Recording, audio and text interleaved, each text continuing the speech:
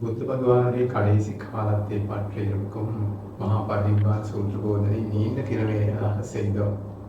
அது தீகநிகாயத்தில் உள்ள நீண்ட ஒரு போதனை. அதில் கடைசி பாகம்தான் இன்றைக்கு இருக்கிறது. இது 9வது கிழமை. 9வது கிழமை, அதாவது 2 மாதங்களும் ஒரு கிழமையும் இதே சூத்திர போதனை தான் போன கிழமை இந்த இடத்தில் தான் நிறுத்தினோம். அதுதான் புத்த பகவான் பரிநிர்வாணம் அடைந்த பிறகு குசினாரா நகரத்தில் மல்லர்கள், அங்கே அரசர்கள் தான் மல்லர்கள், அவர்கள் மனிதர்களுக்கு கூறினார்கள், நகரத்தில் இருக்கும் அனைத்து இசை கருவிகள், அதே போல வாசனை பொருட்கள், மலர்கள் சேகரியுங்க. அதே போல மிகவும் மென்மையான வஸ்திரங்கள், ஜோடிகள் 500 எடுத்து வாங்க. அப்போது அவர்கள் அப்படியே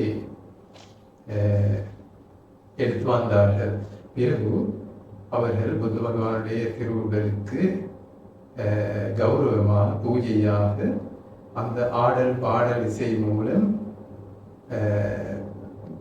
கௌரவம் செய்து கொண்டு, பூஜை செய்து கொண்டு, அந்த மண்டபம் அலங்கரித்து கொண்டு, அங்கே அந்த மேலே காட்டும் அந்த துணிகள் இருக்குதான், அவை காட்டி கொண்டு ஒரு நாள் கலைத்தார்கள்.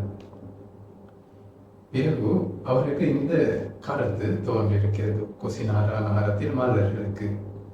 அதுதான் இன்றைக்கு புத்த பகவானுடைய திரு உடல் தானம் செய்ய காலம் போதாது, அதனால் நாளைக்கு அதை செய்வோம் என்று சிந்தித்தார்கள். பிறகு அவர்கள் ஆடல் பாடல் இசைகள் மூலம், மலர்கள் வாசனை பொருட்கள் மூலம் கௌரவம் செய்து கொண்டு, அலங்கரித்து கொண்டு 2வது நாளையும் கழித்தார்கள். அதே போலதான் 3வது நாளையும் 4வது நாளையும் 5வது நாளையும் 6வது நாளையும் கழித்தார்கள். செய்ய முடியவில்லை, தகனம் செய்ய மனம் இல்லை, இதனால் அப்படியே கலைந்து விட்டது. பிறகு 7வது நாளில் குசினாரா நகரத்தில் மல்லருக்கு இந்த கருத்து தோன்றியிருக்கிறது. அதுதான், நாங்கள் புத்த பகவானுடைய உடம்பு ஆடல் பாடல் இசைகள் மூலம், மலர்கள் வாசனை பொருட்கள் மூலம் கௌரவம் செய்து கொண்டு, பூஜை செய்து கொண்டு, நகரத்தில் தெற்கு திசைக்கு எடுத்து போய்விட்டு நகரத்தில் வெளியே எடுத்து சென்று நகரத்துக்கு தெற்கு பகுதியில் புத்த பகவானுடைய திருவுடல் தானம் செய்வோம் சொல்லி, பிறகு அவர்கள் 8 பேர் தண்ணி நன்றாக நீராடி தலை கழுவி, அந்த காலத்தில் இருந்து வழக்கம் இந்தியாவில் தானம் பண்ணும்போது 8 பேர் நன்றாக நீராடி தலையை கழுவி விட்டு புது வஸ்திரங்கள் அணிந்து கொண்டு புத்த பகவானுடைய திரு உடம்பு தூக்குவோம் சொல்லி எவ்வளவு முயற்சி செய்தாலும் அது செய்ய முடியவில்லை. எவ்வளவு முயற்சி செய்தாலும் செய்ய முடியவில்லை. பிறகு அவர்கள் அனுருத்த மகாதேரர் அங்கே இருக்கிறார் தானே, அனுருத்த மகாதேரருக்கு கூறினார்கள், புத்த பகவானுடைய திரு உடம்பு தூக்க முடியாது சொல்லி. அப்போது அனுருத்த தேரர் கூறினார், உங்களுடைய கருத்து ஒரு கருத்து, தேவர்களுடைய கருத்து வேறொரு கருத்து. அப்போது மல்லர்கள் கேட்டார்கள், சுவாமி, மல்லர்களுடைய கருத்து என்ன? அப்போது கூறினார், வாசெட்டரே, உங்களுடைய கருத்து இப்படித்தானே, தெற்கு பகுதிக்கு எடுத்து சென்று விட்டு நகரத்திலிருந்து வெளியே எடுத்து சென்று விட்டு தானம் பண்ண. ஆனால் தேவர்கள் அப்படி இல்லை. தேவர்களுடைய கருத்து தான் இது. புத்த பகவானுக்கு 20 தேவ ஆடல் பாடல், திவ்ய ஆடல் பாடல் இசைகள் இருக்குதானே, அவை அதே போல தேவ மலர்கள், தேவ வாசனை பொருட்கள் மூலம் பூஜை செய்து கொண்டு, அதே போல கௌரவம் செய்து கொண்டு, பகுமானம் செய்து கொண்டு நாரத்தில் வடது திசைக்கு எடுத்து சென்று விட்டு வடது துவாரத்தினூடாக திரும்பி நகரத்துக்கு எடுத்து வந்து நகரத்தின் நடுவுக்கு எடுத்து வந்து அதுக்கு பிறகு நகரத்தில் கிழக்கு துவாரம் இருக்குதானே, கிழக்கு துவாரத்துக்கு எடுத்து சென்று விட்டு கிழக்கு பகுதியில் இருக்கும் மகுட பாந்தனையும், மகுட பாந்தனை வந்து ஒரு தோட்டம் இருந்தது. மக்குட்ட வந்து முடி சூட்டும், பாந்தனை வந்து சூட்டுதல், முடி சூட்டும் ஒரு இடம் இருந்தது. அந்த மக்குட்ட பாந்தனையும் சேதி ஆலயம் போல அப்படியான புனித இடம். அந்த மக்குட்ட பாந்தன சேதி இருக்கும் இடத்துக்கு புத்த பகவான் திருவிடாம்பு எடுத்து சென்று விட்டு அங்கே தானம் செய்வோம் சொல்லி, அதுதான் தேவர்களுடைய கருத்து. பிறகு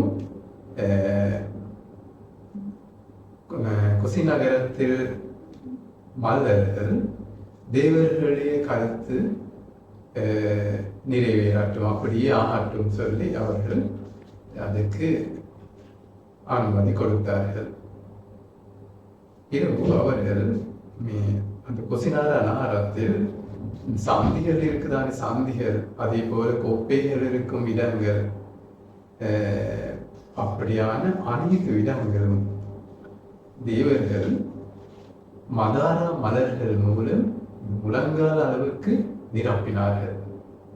பாருங்க, இந்த கொசிநாராயணம் நாரத்தில் அது அந்த விஷயம் நடந்திருக்கிறது. அனைத்து இடங்களும் தேவ மதார மலர்கள் மூலம் அவர்கள் பரப்பி இருக்கிறார்கள் முழங்கால் அளவுக்கு. இரு தேவர்கள் புத்த பகவானுடைய திருவிடாம்பு தேவ, அதே போல தேவர்களும் மலர்களும் புத்த பகவானுடைய உடாம்புக்கு தேவ, அதே போல மான்சு வந்து மனிதர், பாடல் இசைகள், மலர்கள், அதே போல வாசனை பொருட்கள் மூலம் கௌரவம் செய்து கொண்டு பூஜை செய்து கொண்டு வடது திசைக்கு எடுத்து சென்று விட்டு நடுவுக்கு எடுத்து வந்து கிழக்கு துவாரத்தினூடாக எடுத்து சென்று விட்டு அங்கே மகுட பாந்தனையும் மலர்களுடைய சேதி இடத்தில் புத்த பகவானுடைய உடம்பு கௌரவத்துடன் வைத்தார்கள். பிறகு மல்லர்கள் ஆனந்த தேருக்கு இவ்வாறு கூறினார்கள்: பந்தே ஆனந்த, ததாகத புத்த பகவானுடைய உடம்பு தானம் பண்ணும்போது அதை எப்படி செய்ய வரும் சொல்லி கேட்டார். ஆனந்த தேரர் புத்த பகவான் கூறிய மாதிரி சக்கரவர்த்தி அரசர்கள் அல்லது சக்கரவர்த்தி அரசர்களுடைய உடம்புகளுக்கு செய்யும் முறையில் செய்ய வேணும் சொல்லி. அப்போது மல்லர்கள் கேட்டார்கள் ஆனந்த தேரரை, சக்கரவர்த்தி அரசர்களுடைய உடம்புக்கு எப்படி தான, அதாவது ஈமக்கிரியை செய்றீங்க சொல்லி கேட்டார். அப்போது நுழைந்தார். புது வஸ்திரங்கள் எடுத்துவிட்டு சக்கரவர்த்தி அரசனுடைய உடம்பு புது வஸ்திரம் மூலம் சுற்றப்படுகிறது. பிறகு நன்றாக துப்புரவு செய்த பஞ்சுகள் எடுத்து திரும்பியுடைய ஒரு பாட்டை சுற்றப்படுகிறது. அதுக்கு பிறகு திரும்பி புது வஸ்திரம் மூலம் சுற்றப்படுகிறது. அந்த முறையிலே 500 தடவைகளாக இதை செய்ய வரும். செய்துவிட்டு வாசனை எண்ணெய் போட்டப்பட்ட ஒரு பொன் படகு, இந்த மனித அளவுக்கு இருக்கும் ஒரு படகினுள் புத்த பகவானுடைய சக்கரவர்த்தி அரசனுடைய உடம்பு வைத்து விட்டு பொன்னால் செய்யப்பட்ட ஒரு மூடியினால் மூடப்பட்டு அனைத்து வாசனை விரவுகளை எடுத்துவிட்டு அவைகளின் மூலம்தான் தானம் செய்யப்படுகிறது சொல்லி அதுக்கு பிறகு 4 சந்தியில் சக்கரவர்த்தி அரசனுடைய தூபி செய்யப்படுகிறது. இப்படித்தான் வாசிட்டர்களே இந்த சக்கரவர்த்தி அரசர்களுடைய உடாம்பியை பின்பற்றப்படுவார்கள். அதே போலதான் ததாகத புத்த பகவானுடைய உடாம்பினை பற்றியும் அப்படித்தான் பின்பற்ற வேணும்.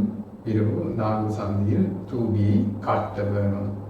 அங்கே மலர்கள் பூஜை செய்கிறார்களோ அதே போல வாசனை பொருட்கள் பூஜை செய்கிறார்களோ அன்புடன் வணங்குவார்களோ மனது சரி தெரிவுபடுத்திக் கொள்வார்களோ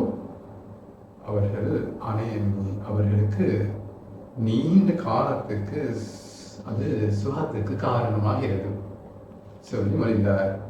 அப்போது மலர்கள் மனிதர்களுக்கு காட்டளையிட்டார். நண்பர்களே, மல்ல தேசத்தில் மல்ல என்னும் அரசாட்சி இருக்குதான் அங்கே இருக்கும் நன்றாக துப்புரவு செய்திருக்கும் பஞ்சுகளை சேகரிங்க. அதுக்கு பிறகு அவர்கள் அந்த சொன்ன முறையில் செய்தார்கள். செய்துவிட்டு அந்த விருவுகள் வாசனை விருவுகளை வைத்துவிட்டு நல்ல எரிமேடை செய்தார்கள். செய்துவிட்டு புத்த பகவானுடைய திருவிழாம்பு அதன் மீதே, அதாவது அதுக்கு தகுதியான இடத்தில் கௌரவத்துடன் வைத்தார்கள். அப்போது காசப எனும் மகாதேரர் புத்த பகவானுடைய 3வது சீடர் போல இருந்தவர். 500 பிக்குகளோடு பாவ நகரத்திலிருந்து குசினார எனும் நகரத்துக்கு வரும் நீண்ட பாதை நூட வாழ்ந்து கொண்டு இருந்தார். வாழ்ந்து கொண்டு இருந்து அருகில் இருந்து மரத்தடியில் அமர்ந்தார். அவர் இருக்கும் போது ஒரு ஆஜீவக துறவிகள் பல நிறைய சில வகைகள் இருந்தது தான். அங்கே ஒரு வகை தான் ஆஜீவக துறவிகள். ஒரு ஆஜீவக துறவி தூரத்தில் இருந்து அந்த மார்க்கத்தினூடாக கொசினாரா எனும் பகுதியில் இருந்து இந்த பக்கத்துக்கு வருவதை காண்பித்து தூரத்தில் இருந்தே காசப் எனும் மாதேரர் கேட்டார், ஆசோ எங்களுடைய புத்த பகவான் உங்களுக்கு தெரியுமா சொல்லி கேட்டார். அப்போது அவர் சொன்னார், ஆசோ சிரவண கௌதமர் பரிநிப்பானம் அடைந்து இப்போது 7 நாட்கள் கடந்திருக்கிறது. நான் இந்த மதாரா மலர் அந்த இடத்தில் தான் எடுத்து வந்தேன் சொல்லி ஒரு மதாரா மலரை அவர் காட்டினார். பாருங்க, மனிதர்களுக்கு கூட மதாரா மலர்கள் பிடிக்க அவை பார்க்க வாய்ப்பு கிடைத்தது. அந்த அனுபவம் அனுபவிக்க வாய்ப்பு கிடைத்தது. அப்போது அந்த பிக்கு கூட்டத்தில் 500 பேர் இருந்தார்கள் தானே. அங்கே ஆசை இல்லாமல் செய்யப்படாதவர்கள், அதாவது உயர்ந்த வீடு பேருரை அடையாத பிக்குகள் புலம்ப தொடங்கினார்கள். முதலில் நாம் கூறிய முறை இருக்குதானே, அந்த முறையில் விழுந்து விழுந்து புரண்டு அழுதார்கள். ஐயோ, புத்த பகவான் இந்த உலகத்துக்கு தோன்றிய தர்மகான் விரைவாக காணாமல் போனது என்று அழுதார்கள். ஆனால் ஆசை இல்லாமல் செய்த பிக்குகள் விழிப்புணர்வுடன் பொறுத்து கொண்டு இருந்தார்கள். அவர்கள் தர்மத்தை நினைவு கூறினார்கள்.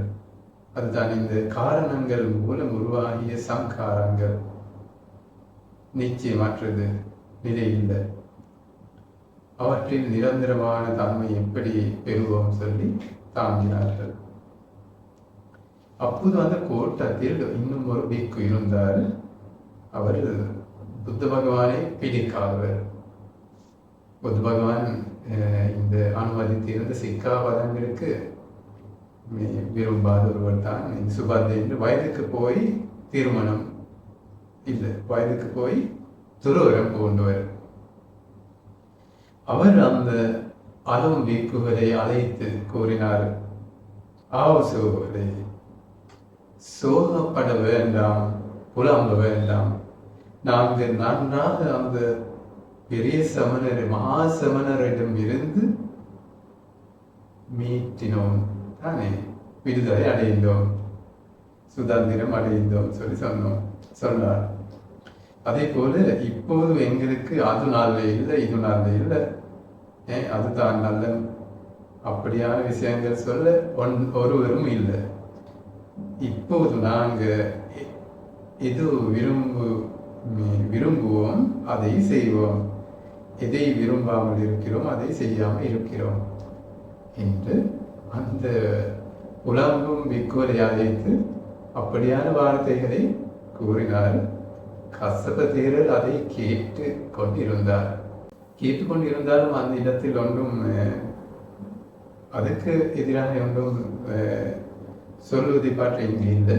ஆனால் நன்றாக இந்த இப்படியான பிக்குகளுக்கு இந்த சாசனம் அழிக்காமல் இருக்கும் வகையில் இந்த தர்மத்தை வினயத்தை சங்காயனா பண்ண வேணும் என்று அந்த திடமான மன உறுதியை செய்து கொண்டு இருந்திருக்கிறான். ஆனால் அந்த நேரத்தில் செய்த விஷயம்தான் அந்த புலம்பிய பிக்குகளை தேற்றினார்.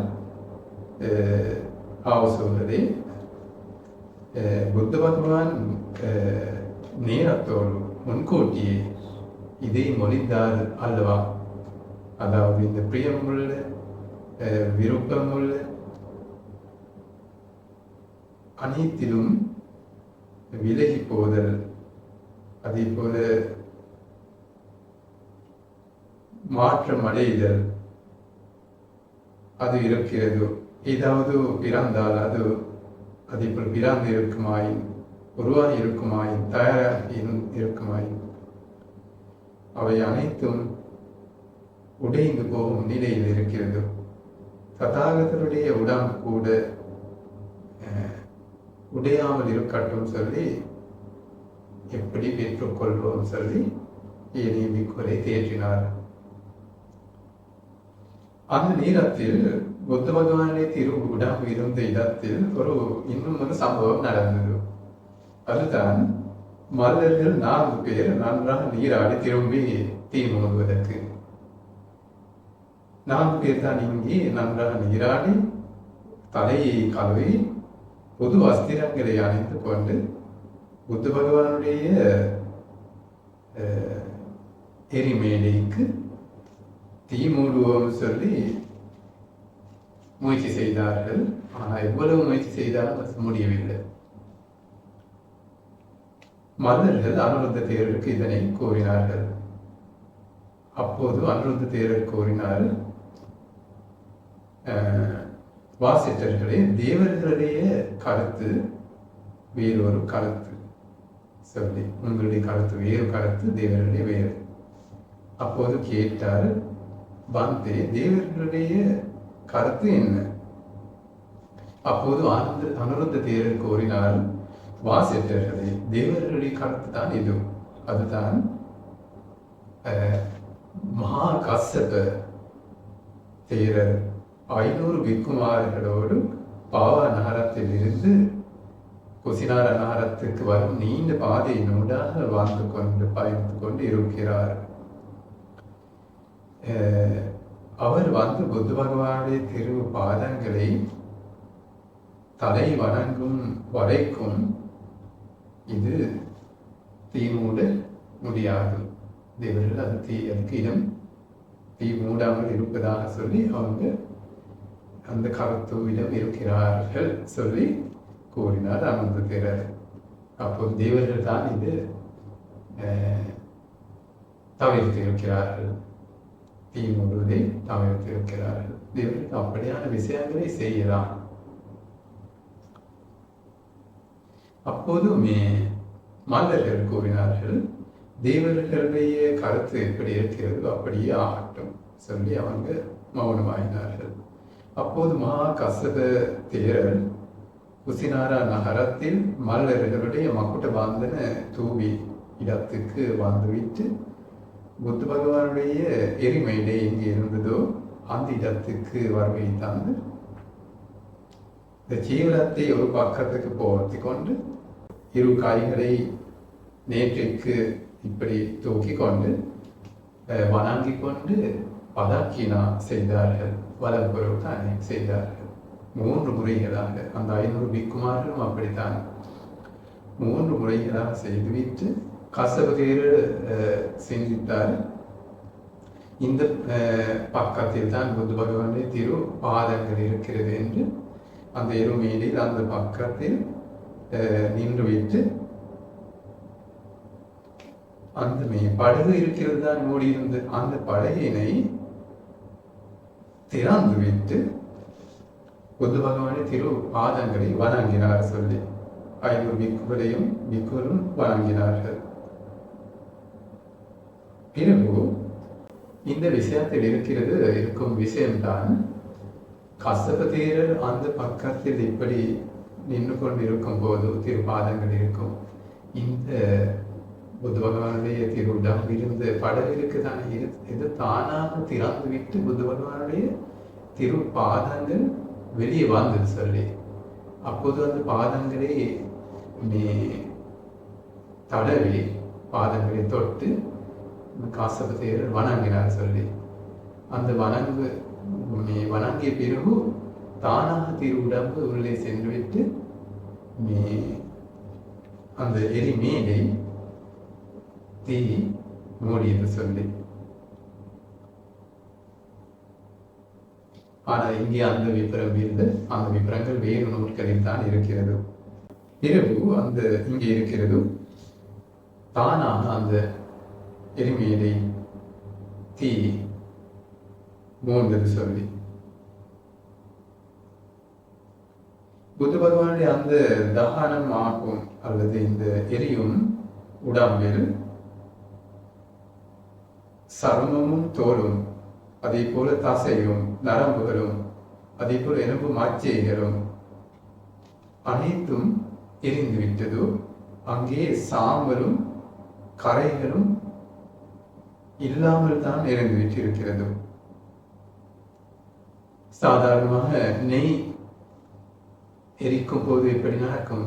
நெய் எரியும் போது சாம்பலும் இல்லை கரையும் இல்லாமல் தான் அது எரிகிறது. அதே போலதான் கற்பூரம் எரியும் போதும் அப்படித்தான் நடந்துவிட்டது. ஆனால் புத்த பகவானுடைய திரு உடம்பில் எலும்பு தாத்துகள் மட்டும் மிஞ்சியது.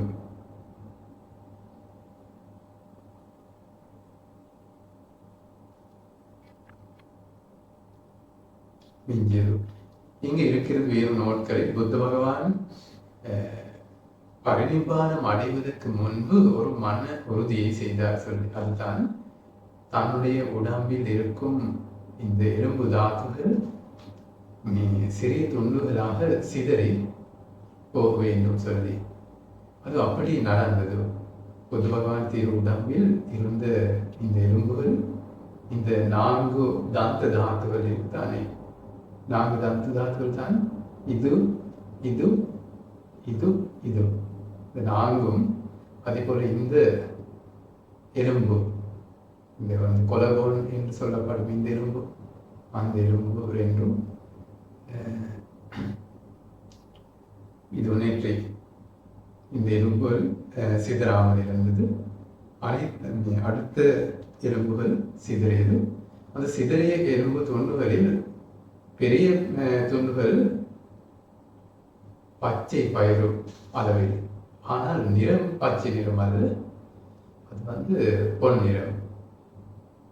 அதே போல நடுவளவிலான எலும்பு துண்டுகள் தான் எல் அளவு அல்லது அரை அரிசி அளவு. அதே போல இன்னும் ஒரு சிறிய துண்டுகள் இருக்கு, மஸ்டர் சீட் சைஸ், கடுகு சைஸுக்கு தான் சிறிய எலும்பு துண்டுகள். அவை இந்த மல்லிகை பூ நிறம், அதாவது வெள்ளை நிறம். நடுவளவிலான தாத்துகள் முத்து நிறம். புத்த பகவானுடைய திரு தாத்துகள் கண்டு வணங்கும் போது இதை காணலாம்.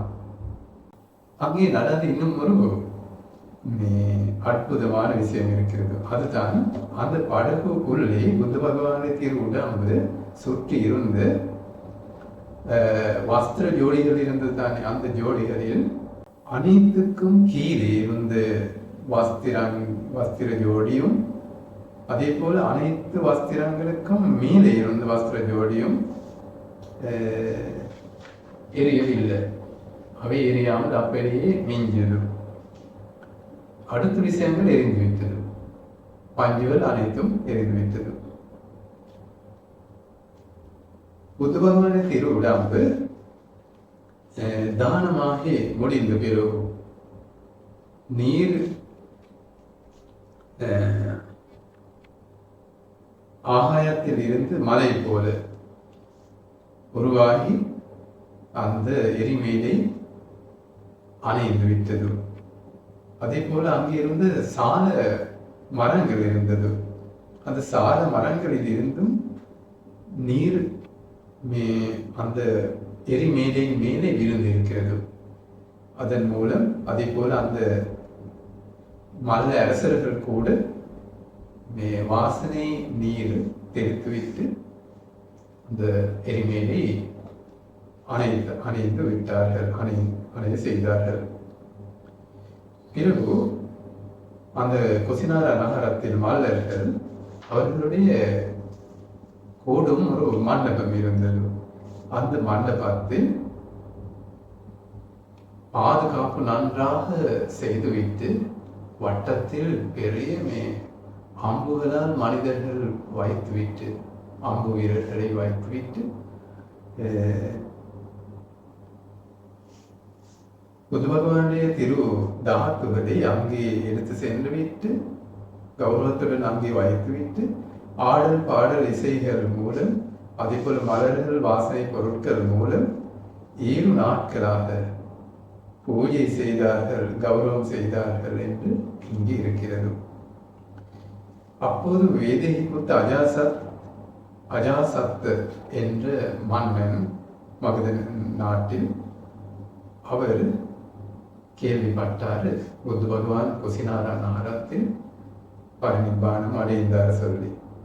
அவர் ஒரு தூதனை அனுப்பினார். புத்த பகவான் ஒரு சாஸ்திரியர், நானும் ஒரு சாஸ்திரியர், அதனால் புத்த பகவானுடைய தாத்துகளில் ஒரு பங்கு எனக்கு வேண்டும், நான் ஒரு தூவியை காட்டி பெரிய பூஜை செய்கிறேன் சொல்லி. அதே போல விசாலா எனும் நகரத்தில் லிச்சவிகள் கேள்விப்பட்டார் புத்த பகவான் குசினாராவில் பரிநிர்வாணம் அடைந்தார் சொல்லி. அவர்களும் ஒரு தூதனை அனுப்பினார்கள். நாங்களும் சாஸ்திரியர்கள், புத்த பகவானும் சாஸ்திரியர், எங்களுக்கும் புத்த பகவானுடைய தாக்குகளில் ஒரு பங்கு வேண்டும், நாங்கள் ஒரு தூவியை கட்டி பெரிய பூஜை செய்கிறோம் சொல்லி.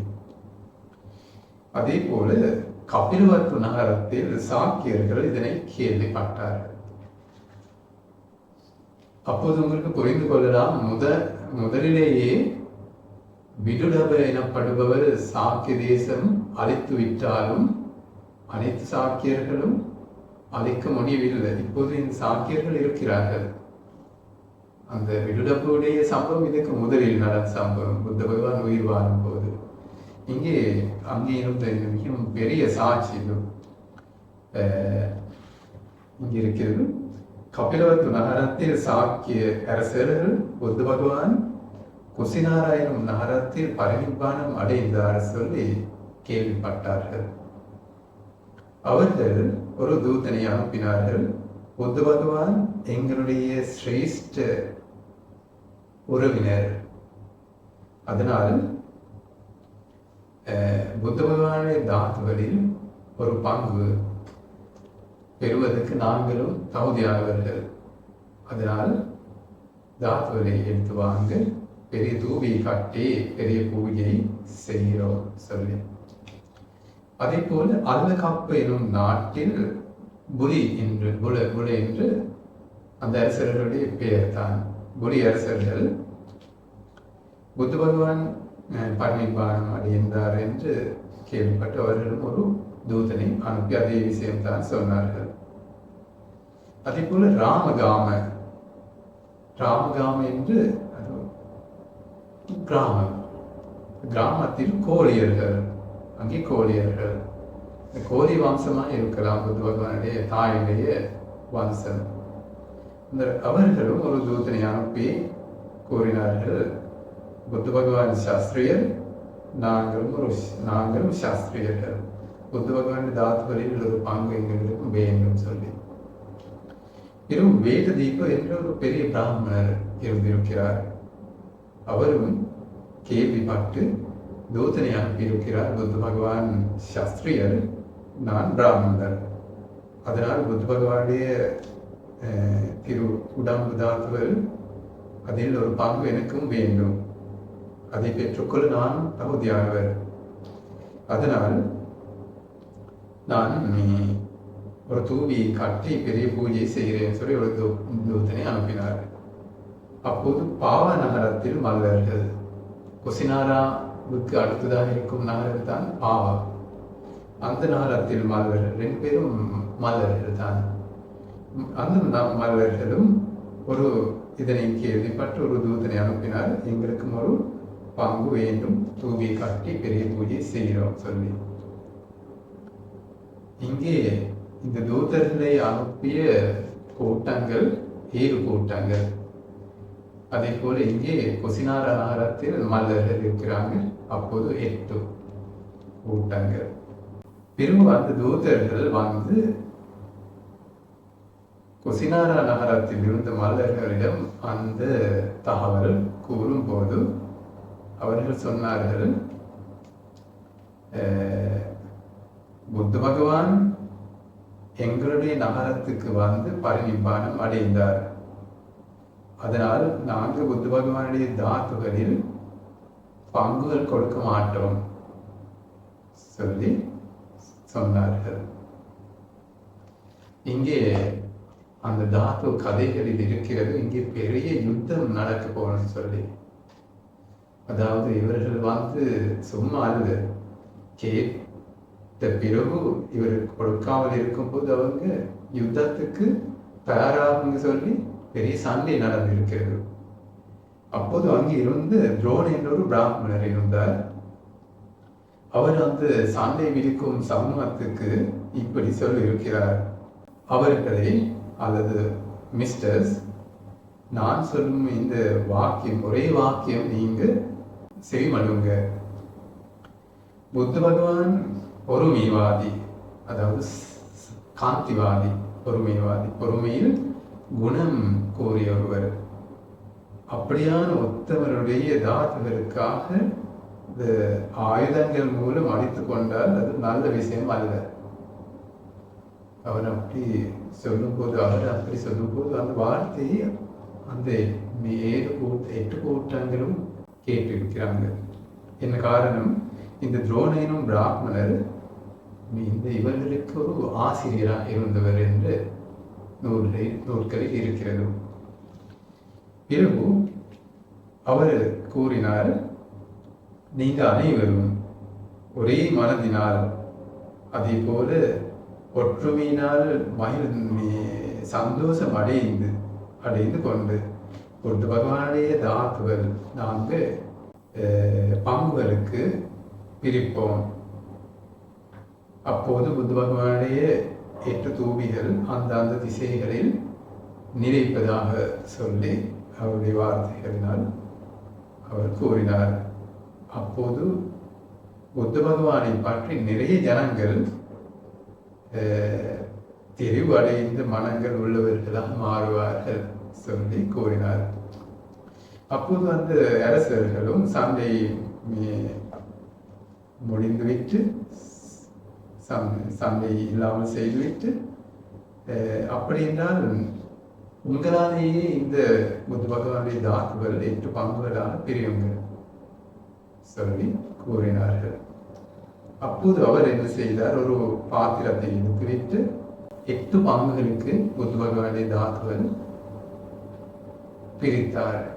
பிரித்துவிட்டு அந்த 8 கூட்டங்களுக்கு அவர் கொடுத்து அவர் சொன்னார், மிஸ்டர்ஸ் அவர்களே, நான் நான் எனக்கு இந்த புத்த பகவானுடைய தாத்துகளை அளந்து இந்த பாத்திரம் கொடுங்க, நான் இதனை உதவித்து வாய்த்து ஒரு தூவியை காட்டுவேன், பெரிய பூஜை செய்கிறேன்னு சொல்லி அவருக்கு அது கிடைத்தது.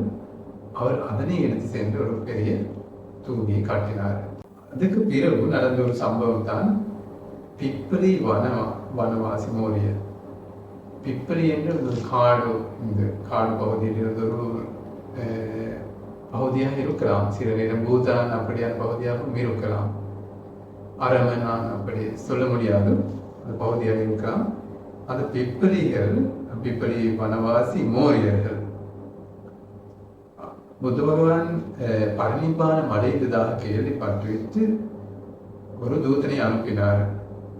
அனுப்பிவிட்டு அந்த தூதரும் வந்து தாத்துக்களை கேட்க தாத்துவில் அங்கே இருக்கவில்லை, 8 பங்குகளுக்கு பிரித்து கொடுத்து இருந்திருக்கிறது. அப்போது அவர்கள் கூறினார்கள், புத்த பகவானுடைய தாத்துகள் இப்ப இல்லை, இந்த தானம் செய்த எரிமேடையில் கரைகளை எடுத்து போங்க, போயிட்டு தூவியை கட்டுங்க சொல்லி அவர்களும் அப்படி செய்தார்கள். இங்கே ராமகாம் என்ற பகுதி இருக்குதானே, கோழியர்களுடைய ராமகாமம். அந்த ராமகிராமத்தில் இருந்த அந்த தாத்து இலங்கையர்களுக்கு விசேஷம். அங்கே ஒரு துரோணன். இங்கே நினைவில் கொள்ளுங்க, இந்த துரோண பிராமணர் இந்த தாத்துகளை அளந்து அளவு இருக்குதானே, அந்த அளவுக்கு தான் துரோண என்று சொல்லுவோம். அவருடைய பேரும் துரோண தான், அந்த அளவு துரோண. அந்த துரோணவினால் 8 துரோணங்கள் புத்த பகவான்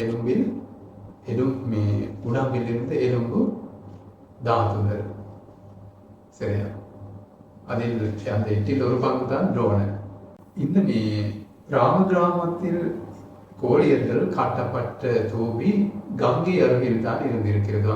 கிட்ட இருந்து கங்கை அந்த கங்கை வெள்ளம் வந்து தூவி கலவி அந்த தாத்து கண்டெய்னர் இருக்குதானே, கண்டெய்னர் தண்ணிக்கு போயிட்டு அது கங்கை நானோட போய் கடலுக்கு சேர்ந்திருக்கிறது. பிறகு அங்கிருந்த நாக அரசர்கள் அதை கண்டு நாக விமானங்கள் இருந்தால் அங்கே எடுத்து சென்று விட்டு தாத்து மண்டபத்தை காட்டி அங்கே பொன் முத்து மாணிக்கங்களால் பூஜை செய்துவிட்டு தினத்தோறும் பூஜை செய்து கொண்டு வந்தார்கள். அந்த தாத்துகள் தான் இலங்கையில் கெமனு எனும் மன்னன், துட்டகாமினி அபே அல்லது துட்டுகேமனு அல்லது கெமனு எனும் மன்னன் அந்த இலாரோடு யுத்தம் செய்தவர். இல்லாளன் என்றொருவர் அவர் வந்து ஒரு சோழர். அவரோடு யுத்தம் இழுத்து அவர் ஒரு தூவியை காட்டினார். அவரும் சில தூவிகளை காட்டியிருக்கிறார். அங்கே மிகவும் பெரிய தூவி தான் ஸ்வர்ணமாரி தூவி அனுராதபுரத்தில் இருக்கு. அந்த தூவி கட்டும் போது அவர் பிக்குமார்களிடமிருந்து தாத்து கேட்டிருக்கிறார். தாத்துவரை கொடுங்க, இப்போது இந்த தாத்து புதைக்கும் விழா நாளைக்கு இருக்கிறது சொல்லி கேட்டிருக்கிறார். அப்போது அந்த இலங்கையில் இருந்த பெரிய தேரர்கள் இங்கே இருந்து சாமநேர்விக்கு இருந்திருக்கிறார். அவருடைய பேர் தான் சோனுத்திரர், 16 வயது சாமநேரர். ஆனால் அராத்த நிலை அடைந்த பெரிய இருத்தி இருந்த ஒருவர். அவரை அனுப்பினார்கள் நாக விமானத்துக்கு சென்று விட்டு புத்த பகவானுடைய தாத்து கண்டெய்னர் ஒரு துரோனை எடுத்து வாங்க சொல்லி. பிறகு அவர் அங்கே போனார். போயிட்டு நாகர்கள் ஒரே தடவையில் அதை கொடுக்கவில்லை. இவர் தன்னுடைய இது வந்து அவர்கள் கூறிய விஷயம்தான் இந்த அரசன் சுருக்கமாக கூறினார். இந்த கதை தூரத்தில் இருந்து இந்த தேரர் சாமணியர்கள் வருவதை கண்டு பெரிய நாக அரசன் இன்னும் அவருடைய ஒரு தம்பி போது இருந்து நாக அரசனுக்கு சொல்லியிருக்கிறார், அந்த துறை வருவார். அவர் வருவது இந்த தாத்துகளில் அரைக்கோவில்கள் அறிந்து கொண்டுதான், அதாவது இதுதான் இவர்களுடைய இலக்கு. அதனால இந்த தாத்து கரண்டு எடுத்து சென்று ஒளிந்து கொண்டு இருங்க சொல்லி. அப்போது சோனத்திர சாமணியரும் பெரிய நாகரசன் இருந்த இடத்துக்கு சென்று விட்டு கேட்டார், புத்த பகவானுடைய ஒரு துரோண தாத்து உங்களிடம் இருக்கிறது, அது இலங்கையில் காட்டும் ஸ்வர்ணமாலை தோபிக்கு தான் இருக்கிறது, அதுதான் அதில் விதி, தலை விதி. அதனால் அந்த தாத்து புதைக்கும் விழா இருக்கிறது, தாத்துக்கு கொடுங்க சொல்லி. அப்போது பெரியரசன் சொல்லி இருக்கிறார், சுவாமி பந்தே புத்த பகவான் தாத்துக்கள் இங்கே இல்லை. அப்போது சோனத்திர தேருக்கு கேட்டு இருக்கிறார், நான் எடுக்கவா, இல்லை என்றால் நான் எடுக்கவா சொல்லி. அவர் சொன்னார், எடுங்க, பரவாயில்லை, எடுத்து போங்க சொல்லி. பிறகு அவர் நிறுத்தாமல் இரண்டாவது தடையும் அப்படியே கேட்டு, நான் எடுத்து போகவா, எடுத்து போங்க, இரண்டாவதாகவும் போகிறார்கள். பிறகு மூன்றாவதாகவும் கேட்டு இருக்கிறார், நான் எடுத்து போகவா, எடுத்து போங்க சொல்லி சொன்னார். என் காரணம் அந்த நாகரசன் நம்பவில்லை இவருக்கு இதை எடுத்து போக முடியும் சொல்லி. இரவு இவர் என்ன செய்தார், மிகவும் நுண்ணியமான ஒரு காயை அமைத்து விட்டு, அந்த காயை அந்த ஒளிந்திருந்த நாகர் அரசன் இருக்கிறார் தானே, அவர் இருந்திருக்கிறதோ அந்த மேல்வெனும் பம்பதம், பெரிய சினைவெனும் பம்பதம், அந்த அருகில் தான் இருந்திருக்கிறார். அங்கே அவர் அதே விருந்திருக்கிறார், வயிற்றில் தான் இருந்திருக்கிறது. இந்த நுண்ணியமான ஒரு காயை அமைத்து விட்டு அந்த வயிற்றினுள் காய் போட்டு தாத்து கண்டெய்னருக்கு உள்ளே ஜீவரத்தின் உள்ளே வைத்து கொண்டு, அப்படின்னா நான் போறேன் அரசனை சொல்லி வந்தார். வந்துவிட்டு இலங்கையில் இந்த மகாமேவதாயனம் தோட்டம் இருக்கிறது, அந்த தோட்டத்தில் பூமியில் இருந்து மேலே வந்த இடம் இருக்கிறது, அந்த இடத்துக்கு மாவாசத்தில் ஒரு பெயர் இருக்கிறது. எடுத்து வந்து ஒரு இடத்தில் வைத்து விட்டு அப்படியான இடங்களுக்கு பெயர்கள் இருக்கு. பிறகு நாகர்கள் பார்க்கும் போது தாத்து கண்டெய்னர் அங்கே இல்லை. அவர்கள் அடுத்தடுத்து பின்தொடர்ந்து வந்தார்கள் சொல்லி மாவாசத்தில் இருக்கு. அப்போது அவர்கள் அடுத்தடுத்து வந்த பிறகு அந்த தேரர்களிடம் அவ்வாறு கெஞ்சும் போது, புலம்பும் போது தேரர்கள் அந்த தாத்துகளில் சிறிய அளவு அவர்களுக்கு திரும்பி கொடுத்திருக்கிறார்கள். பிறகு அதன் மூலம் அவர்கள் சந்தோஷம் அடைந்து அதை எடுத்து சென்று நாக விமானத்தில் பூஜை செய்து கொண்டிருக்கிறார்கள் சொல்லி. அந்த ராமகிராமத்தில் தாத்து அந்த ஒரு துரோண இலங்கைக்கு தான் கிடைத்தது. அது புத்த பகவான் பரிநிபானம் அடைந்து 300 வருடங்கள் கலைந்த பிறகு நடந்த ஒரு சம்பவம். இங்கே செய்யுள்கள் இருக்கிறது, இன்னும் விஷயங்கள் இங்கே இருக்கிறது. அதாவது அஜாசத்த மன்னன் ஒரு தூவியை அந்த தாத்து ஒரு துரோண இருக்கிறது தானே, அவருக்கு கிடைத்த அந்த தாத்துவரின் புதைத்து வைத்துவிட்டு ஒரு தூவியை காட்டினார் அஜாசத்த மன்னன். அதே போல அவர் பெரிய பூஜையும் செய்தார். வைசாலி நகரத்தில் லிச்சுவிகளும் ஒரு தூவியை காட்டினார்கள். அதே போல கபிலவத்துவில் சாக்கியர்கள் ஒரு தூவியை காட்டினார்கள், பெரிய பூஜை செய்தார்கள். அதே போல அல்லகப்பு குடிகளும் அப்படித்தான். அதே போல கோழியர்களும் அப்படித்தான். அதே போல வேத தீப பிராமணரும் அப்படித்தான். பாவாநாரத்தின் மல்லர்களும் குசினாரா நாரத்தின் மல்லர்களும், அதே போல துரோண பிராமணர், அதே போல மோரியர்கள், அவர்கள் அனைவரும் தூபிகளை காட்டினார்கள். அப்போது உலகில் புத்த பகவானுடைய 10 தூபிகள் இருந்திருக்கிறது. 10 தூபிகள். 10வது தூபிதான் அந்த கலைகள் வைத்துவிட்டு செய்த தூபி. இப்போது இந்த தாத்து செய்யுள்கள் இருக்கிறது, அவைதான் அட்டதோ நா சக்குமதோ சரீரா සත්තදෝනං ජම්බුදීපේ මහින්ති ඒකංච දෝනං පුරිස වරුත්තමස්ස ராமகாமி நாகராஜா மஹிந்தி. அதில் அர்த்தம்தான் தம்ம கண்கள் உள்ள புத்த பகவானுடைய எலும்பு தாத்துகள் 8 தோனங்கள் இருக்கிறது. அதுதான் அட்ட தோனா சக்குமத்தோ சரீரா சப்த தோனம் ஜம்பு தீபி மஹிந்தி.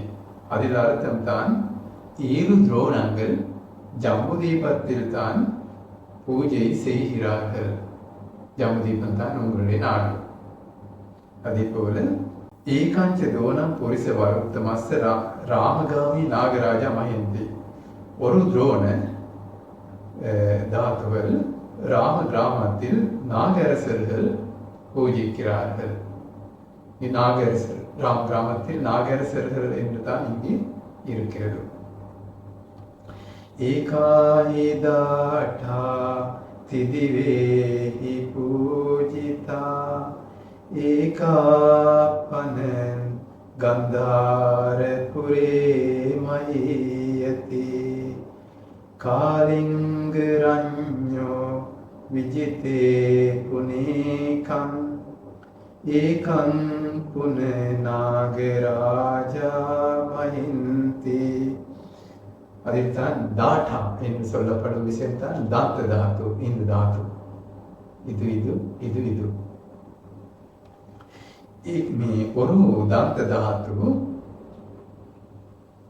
தேவ உலகத்தில் தேவர் பூஜிக்கிறார்கள். ஒரு தாத்து தாத்து கந்தார தேசத்தில் பூஜிக்கிறார்கள். கந்தார் கந்தஹார் அந்த பாமியன் பகுதி இருக்குதானே, அந்த பகுதியில் கந்தார் என்ற ஒரு பகுதி இருக்கு. அது இந்தியாவுக்கு சொந்தமாக இருக்கிறதா அல்லது பாகிஸ்தான் அல்லது ஆப்கன் எந்த நாட்டுக்கு இப்போது சொந்தமாக இருக்கிறதா என்கிறது எனக்கு தெரியாது. அந்த நாடத்தில் புதுவாக ஒரு தாத்து பூஜை செய்து கொண்டு இருந்தார்கள். அதே போல இன்னும் ஒரு தாத்து காலிங்க நாட்டில் உங்களுடைய ஒரிசா எனும் மாநிலம், அங்கே அரசன் பூஜை செய்து கொண்டு வருவார். இன்னும் ஒரு தாத்து நாக உலகத்தில் நாக அரசர்கள் பூஜை செய்கிறார்கள். நான் முதலில் சொன்னேன் தானே, புத்த பகவானுடைய தாத்துகள் சிதறி விட்டது சொல்லி. ஆனா இந்த தாத்துகள் 4 சிதறாமல் இருந்தது. நெற்றி தாத்து முதலில் நான் சொன்னேன். இந்த எலும்பு, இந்த கொலபோன்ஸ் மச்ச எலும்பு சொல்லி அந்த எலும்பு சிதறாமல் இருந்தது. அவைதான் பிற்காலத்தில் அந்த காலிங்க தேசத்தில் இருந்த தாத்து இலங்கைக்கு அனுப்பிவிட்டார்கள், பரிசளித்தார்கள். என்ன காரணம்? அங்கு பிற்காலத்தில் புத்த பகவான் பரிணம்பானம் அடைந்து 800 வருஷங்கள் கடந்த பிறகு குஹசீவ என்னொரு அரசன் தான் இருந்தார். அந்த அரசனுக்கு வெளிநாட்டில் ஒரு அரசன் கேம்ப், அவர் படை வீரர்களை கேம்ப் செய்து கொண்டு ஒரு தூதனை அனுப்பினார்கள். அரசனே, புத்த பகவானுடைய தாத்து கொடு அல்லது யுத்தத்துக்கு வா சொல்லி. குஹசீவ மன்னனும் சாதாரண ஒரு மன்னன் அல்ல. அவர் யுத்தத்துக்கு தயாராகினார். அவர் சொன்னார், புத்த பகவானுடைய தாத்து கொடுக்க மாட்டேன், வாங்க யுத்தத்துக்கு சொல்லி. அவர் திரும்பி தூதனை அனுப்பினார். பிறகு இந்த குஹசீவ மன்னனுக்கு பிடிக்காத விஷயம்தான், அவர் இறந்து விட்டாலும் இந்த கல்லர் அரசனுக்கு இந்த தாத்து கிடைக்காமல் இருக்க வேண்டும் எனும் கருத்து. பிறகு அவருடைய மகள் இருந்தால், அவருடைய பேர் தான் ஹேமமாலா. அதே போல மருமகன் இருக்கிறார், அவர் தாந்தர். அந்த 2 பேருக்கு தான், அந்த தாந்தவுக்கு தான் இந்த தாத்துவை பாரம் கொடுத்து இருந்தது. அது பெரிய பொன்னால் செய்யப்பட்ட பெரிய அரண்மனையின் உள்ளே வைத்துவிட்டு பூஜை செய்து கொண்டு வந்து அந்த கடமைகள் பாரம் கொடுத்து இருந்தவர் தான் தாந்தர். சரியா? பிறகு அவர் 2 பேரை அழைத்து கூறினார், ஒரு யுத்தம் வாழ்ந்திருக்கிறது, இந்த தாத்துவை இலங்கைக்கு எடுத்து போங்க. இலங்கையில் மகாசேன் என்ற பெரிய மன்னன் இருக்கிறார். அவர் சத்தா உள்ள புத்த பகவானை பற்றி சத்தா உள்ள ஒரு அரசன். அதனால் அங்கே போயிட்டு தாத்துவை பாரம் கொடுங்க, அவர்கள் தாத்துவை பூஜை செய்கிறார்கள் சொல்லி பிறகு அவர்கள் எடுத்து வந்தார்கள். எடுத்து வந்த பிறகு அந்த யுத்தத்துக்கு சென்று விட்டு பூசிவ மன்னன் இறந்து விட்டார். ஆனால் அந்த மன்னனுக்கு தாத்து கிடைக்கவில்லை. அவர் சும்மா போனார், இந்த இருந்த சொத்து சுகபோகங்களை எடுத்து போனார், தவிர தாத்து கிடைக்கவில்லை. இவர்கள் இலங்கைக்கு மிகவும் கலைப்புடன் வந்து அனுராதபுரத்தில் அரசாட்சி இருந்த காலத்தில் இங்கே வரும்போது மகாசேன மன்னன் இல்லை, இங்கே அவர் இறந்து விட்டிருந்தார். அவருடைய மகனான கீர்த்தி ஸ்ரீ மேக இன்னொரு மன்னன் தான் இங்கே ஆட்சி செய்தவர். அவருக்கு பாரம் கொடுத்தார். அவரும் பெரிய சந்தாயிருந்து ஒரு உபாசகர். அவர் தாத்து மந்திரம், அதாவது ஒரு பெரிய மாளிகை செய்துவிட்டு அங்கே தாத்து வைத்துவிட்டு பூஜை செய்து கொண்டு வந்தார் தினத்தோறும். அதுக்கு பிறகு இலங்கையில் அரசு குறி போல இருந்த ஒரு விஷயம்தான் தாத்து. இங்கே அரசனிலை பெற்றுக்கொள்ள வேண்டும் என்றால் கட்டாயமாக அவருக்கு புத்த பகவானை தாத்தும் புத்த பகவான் உணவு பாத்திரமும் இருக்க வேண்டும் என்ற ஒரு கருத்து இலங்கையில் இருந்தது. அதுக்கு பிறகு இந்த அரசர்களும் தன்னுடைய கண் போல இந்த பாத்திர தாத்தும் இந்த தாத்தும் காப்பாற்றினார்கள். இப்ப இலங்கையின் நடுப்பகுதியில் கடைசி அரசாட்சி தான் காண்டி மாணவர். அங்கே தலதா மாளிகையில் அந்த தாத்து இப்பவும் இருக்கிறது. கண்டு பூஜையும் செய்யலாம். இப்போது இந்த சமீபத்தில் 14 வருஷங்களுக்கு பிறகு அதை மனிதர்களுடைய மக்களுடைய பார்வைக்கு திறந்து வைத்தார்கள். நான் 16 வருடங்களுக்கு முன்பு அது திறந்து காட்சிக்கு வைத்த பிறகு அந்த இடத்துக்கு சென்றுவிட்டு நான் வணங்கினேன். இந்த நேரத்தில் போக முடியவில்லை. அதுதான் அந்த தாத்துவினை பற்றி கதை. இந்த தாத்துகள் இந்த துரோண பிராமணர் அந்த இடங்களுக்கு போன முறை பற்றி வேறு நூல்களில் இருக்கிறது. சரியா? ஒரு தாத்து எடுத்து இந்த அவருடைய தலைப்பை இருக்குதான் தலைப்பாவில் அவர் உரைத்து கொண்டார்கள். அந்த அரசர்கள் அழுதழுதிருக்கும் போது அவர்கள் அழுதழுதிருக்கும் இடையில் அவர் செய்தால் தனக்கு எடுக்க வேண்டும் என்று அது சக்கர தேவேந்திரன் கண்டு அதை எடுத்தார் சொல்லி தகவல் இருக்கிறது.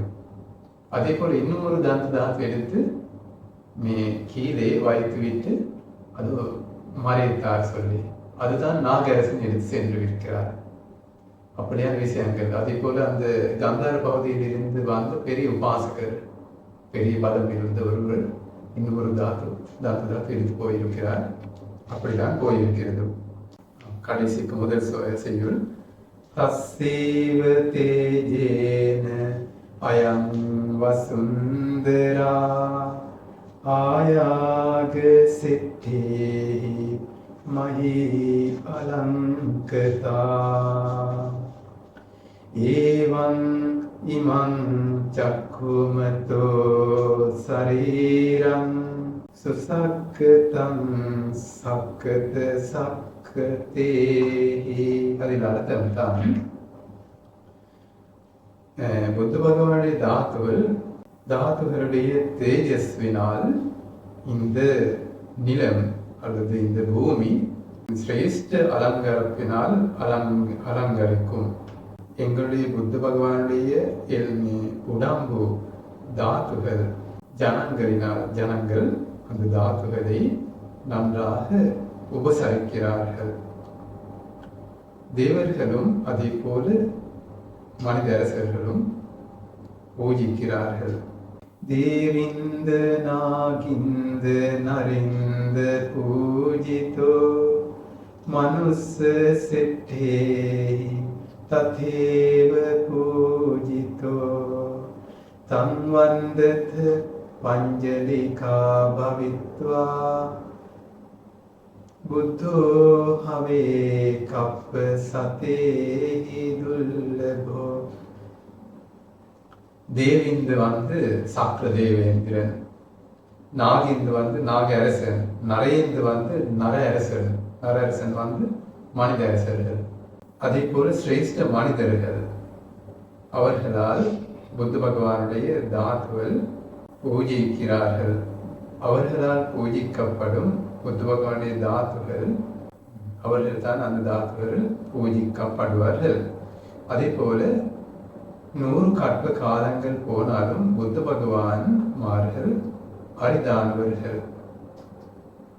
அதனால்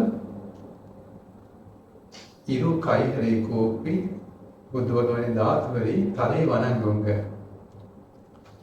இன்னும் ஒரு செய்யுள் இருக்கிறது. சத்தாரீச சமாதந்தா கேசா ரோமாச்சி சம்பசு தேவா ஹரிசு ஏகேகம் சக்கவால பரம்பராதி. புத்த பகவானுடைய பற்கள் 14 இல்லை 40 பற்கள் இருந்தது தானே. அந்த 40 பற்கள் தேவர்கள் பிரம்மாக்கள் எடுத்து சென்றார்கள். அதில் அர்த்தம் தான் அந்த பல் தாத்துகளும் சிதறாமல் இருந்திருக்கிறது என்று அப்படி சிந்திக்கலாம். ஆனால் சாதாரணமாக அந்த 4 பற்களை பற்றி தான் சொல்லுவோம். இங்கே இருக்கிறது இந்த 40 தாந்த தாத்துகள், அது பற்கள். அதே போல கேச தாத்து, அதாவது தலைமுடி தாத்துகள், அதே போல தோல் முடி தாத்துகள் அந்தந்த சக்கவாதங்களில் இருந்து வந்து அந்தந்த உலக மண்டலங்களில் இருந்து வந்து தேவர்கள் எடுத்து சென்றார்கள் சொல்லி அந்தந்த பகுதிகளில் அவர்கள் வணங்கி வருவார்கள். அத்துடன் இந்த மகாபரிநிர்வாண சூத்திர போதனை முடிவடைகிறது. அதுக்கு பிறகு மகா சுதர்சனையும் சூத்திர போதனை இருக்கிறது. புத்த பகவான் கடைசியாக மொழிந்த சூத்திர போதனைகள் என்ன? மகாபரிநிர்வாண சூத்திர போதனையா? அது வந்து ஒரு ரிப்போர்ட் தானே. அது வந்து இந்த மகா சுதர்சன சூத்திர போதனை தான் கடைசியாக மொழிந்த சூத்திர போதனை என்று சொல்லலாம். அதுதான் அந்த ஆனந்த தேரருக்கு வேண்டினால் தானே புத்த பகவானே இந்த குசினாரா நகரத்தில் பரிநிர்வாணம் அடைய வேண்டாம் புத்த பகவானே, இது வந்து கொட்ட நகரம், அதாவது சிறிய நகரம். பெரிய நகரங்கள் இருக்கு, சம்பா, ராஜகா, அப்படியான பெரிய நகரங்கள். அங்கே பரிநிர்வாணம் அடைவீராக அங்கே நிறைய ஜனங்கள் இருக்கிறார்கள். அவர்கள் பூஜிக்கிறார்கள் புத்த பகவானை. அப்போது புத்த பகவான் மொழிந்தால் அவ்வாறு சொல்ல வேண்டாம், இது கொட்ட நகரம், அப்படி சொல்ல வேண்டாம், சிறிய நகரம் சொல்லி சொல்ல வேண்டாம். மகா சுதர்சன எனும் மன்னன் சக்கரவர்த்தி அரசனாக உலகத்தை கட்டுப்படுத்திய இடம் தான் இந்த நகரம். அந்த காலத்தில் இங்கே இருந்த நகரம் பெயர் தான் குசாவதி எனும் நகரமாக. அந்த குசாவதி நகரத்தில் ஆட்சி புரிந்த மன்னன் மகா சுதர்சன மன்னன், சக்கரவர்த்தி அரசன். புத்த பகவானை போல இந்த 32 மகாபுருஷ ரச்சனங்கள் அவருடைய திருவிழாவிலும் இருந்தது. அவருடைய அந்த நகரத்தை பற்றியும் அவரை பற்றியும் இருந்த கதை தான் மகா சுதர்சன எனும் சூத்திர போதனையினூடாக புத்த பகவான் மொழிந்தார். அந்த இடத்தில் தான் இந்த விஷயம், இந்த சூத்திர போதனை மொழிந்திருக்கிறார். அது இப்படித்தான் இருக்கிறது. மகா சுதர்சன சூத்திர போதனை தீகநிகாயத்தில் மகாபரிநிர்வாண சூத்திர போதனைக்கு அடுத்ததாக இருக்கும் சூத்திர போதனை. இப்போது கேள்விகள் இருந்தால் கேட்கலாமே.